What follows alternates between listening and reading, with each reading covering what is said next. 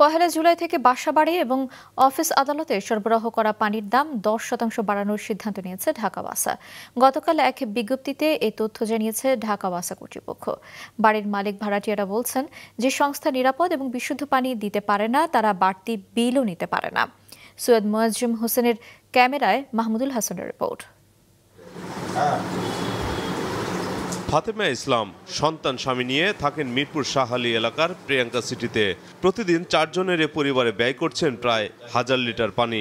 ওয়াসার প্রতি বছর পানির দাম বৃদ্ধিতে চিন্তায় পড়েন এই গৃহিণী। সংসার চালানো কষ্ট হবে না, সব দিকে তো বাড়াতে হবে, খালি পানির বিল বাড়াবো তার আমাকে তো বেতন বাড়াতে হবে। পানির দাম বৃদ্ধিতে অনেকেই অসন্তুষ্ট। কেউ কেউ বলছেন ওয়াসার পানির দাম বৃদ্ধি অযৌক্তিক। তো এখন আবার শুনতেছি নতুন করে নাকি আবার বিল বাড়াবে।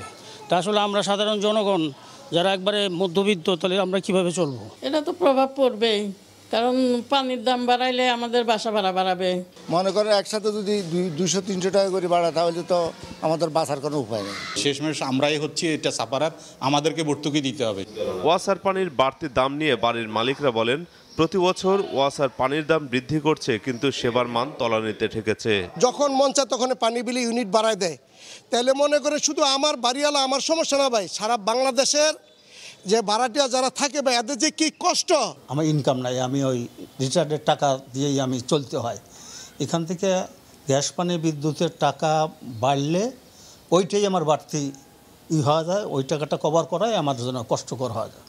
ওয়ালটন এসিতে ইনস্টলেশন একদম ফ্রি। সিদ্ধান্ত অনুযায়ী আবাসিক গ্রাহকদের জন্য প্রতি 1000 লিটার পানির দাম নির্ধারণ করা হয়েছে 16 টাকা 70 পয়সা, যা এখন রয়েছে 15 টাকা 18 পয়সা।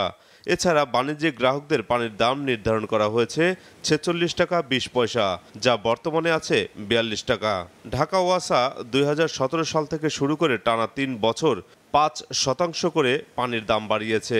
সরকার অনুমোদনের পর 2020 সালে আবাসিক গ্রাহকদের জন্য পানির দাম 25% বৃদ্ধি করা হয়েছিল। সর্বশেষ 2022 সালের জুলাইয়ে ঢাকা ওয়াসা পানির দাম 5% বাড়ায়।